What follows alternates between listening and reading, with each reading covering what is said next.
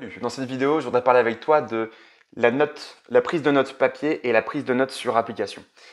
C'est quand même super important de prendre des notes à mon sens, ça permet vraiment de décharger son cerveau. Il n'est pas possible de faire confiance à 100% à sa mémoire, qu'elle soit immédiate ou qu'elle soit à long terme, on ne peut jamais tout retenir.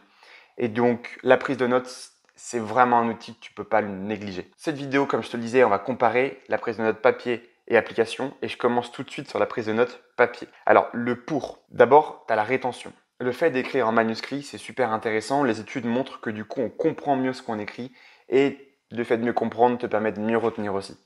Deuxième point, on a la sensation du naturel, et ça, c'est quand même super bien. Troisième point, c'est que tu n'as pas de distraction. Ça veut dire que tu n'as pas de pub, tu as un bout de papier normalement qui est blanc, et tu n'as rien pour te distraire. Tu n'as pas des petites vidéos qui passent, t'as rien. Ensuite, tu as la flexibilité. Tu peux écrire où tu veux, comme tu veux sur ta feuille. Tu peux mettre des flèches, tu peux faire des schémas, tu peux tout faire. Tu peux faire des liens entre différents endroits. Bref, tu es quand même super libre sur ta prise de notes. Maintenant, la partie contre. Dans un premier temps, la prise de notes sur papier, ça prend de la place. Si, comme moi, tu bouges, tu voyages beaucoup, le fait d'avoir tout dans ton sac, c'est pas forcément pratique. Ensuite, le papier, ça peut être perdu. Je pense qu'on a tous eu cette problématique du chien qui mange notre devoir. Quel enfer. Non, c'est bien évidemment, je trouve que ça arrive à personne. Le truc, c'est que malgré tout, tu peux quand même perdre un papier, ça peut se déchirer, ça peut être brûlé, bref, il y a plein de possibilités. Troisième point, c'est que l'archivage est compliqué. Tu te vois, toi, avec plein de boîtes partout chez toi, mettre tes notes, c'est un peu chiant.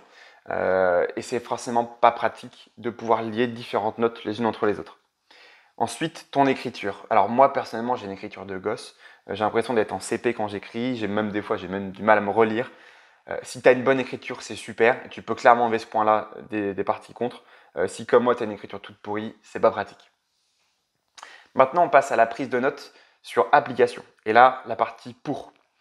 Déjà de 1, c'est super simple à partager. Si tu as une note que tu veux envoyer à ton collègue, copier-coller, ou alors tu as des fois sur les outils des façons de partager, c'est super simple. La frappe est rapide. Si tu es un petit peu habitué à la dactylographie, ça va super vite. Ou alors sur smartphone, en général, on tape quand même plutôt vite, vu qu'on est habitué à tous nos petits logiciels et nos appareils là. Normalement, ça va assez vite. Ensuite, on a des sauvegardes.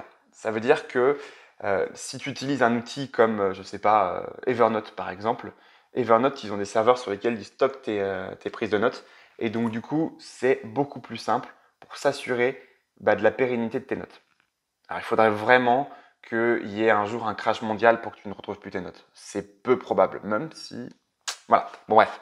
L'organisation est customisable. Ça veut dire que si tes notes, tu les prends, c'est plus simple de les relier les unes entre les autres. Pardon. Tu peux mettre en relation ta note avec une note. Tu peux faire des liens depuis ta note vers d'autres. Tu peux les organiser facilement, généralement sur une petite sidebar sur le côté. Voilà.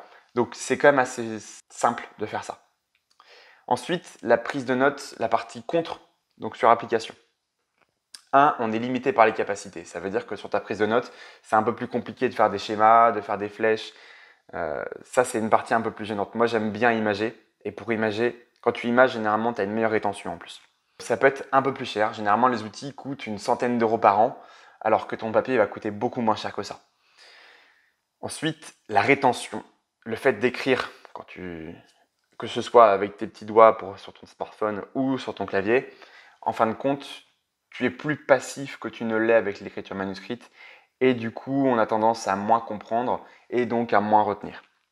Et le dernier point, c'est que si jamais tu n'as plus de batterie sur ton téléphone, ta tablette ou ton ordinateur, pour prendre ta note, tu es un petit peu emmerdé. Voilà.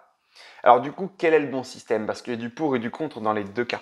Je vais te faire rapidement la présentation de mon système à moi. Dans un premier temps, j'utilise un outil de prise de notes dit un petit peu instantané. En gros, c'est mon premier filtre. Je vais prendre toutes mes notes sur l'instant, je vais pouvoir prendre mes notes selon la catégorie.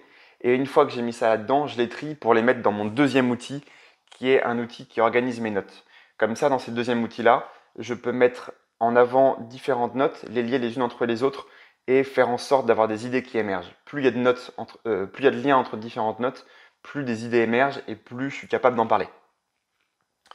Et enfin, j'utilise un petit outil sympathique, là je vous le montre, je ferai sûrement une vidéo un petit 4 dessus. Hop, toc. C'est en gros une prise de notes papier, mais en numérique. Donc c'est super pratique, il y a vraiment un toucher qui est sympa. Ça s'appelle la Remarkable 2. Tu peux trouver ça sur internet. Je t'invite à aller faire un tour, à te renseigner si tu aimes vraiment le numérique et à la fois la prise de notes manuscrites. Moi, j'utilise surtout quand je suis au téléphone, quand j'ai des schémas à montrer. Et après, j'aime bien comme prendre certaines fois une prise de notes manuscrite, notamment lorsque je fais une petite conférence, des choses comme ça. Voilà. Et bah, du coup, ça t'explique bien déjà mon système. J'espère que cette vidéo t'a plu, j'ai terminé.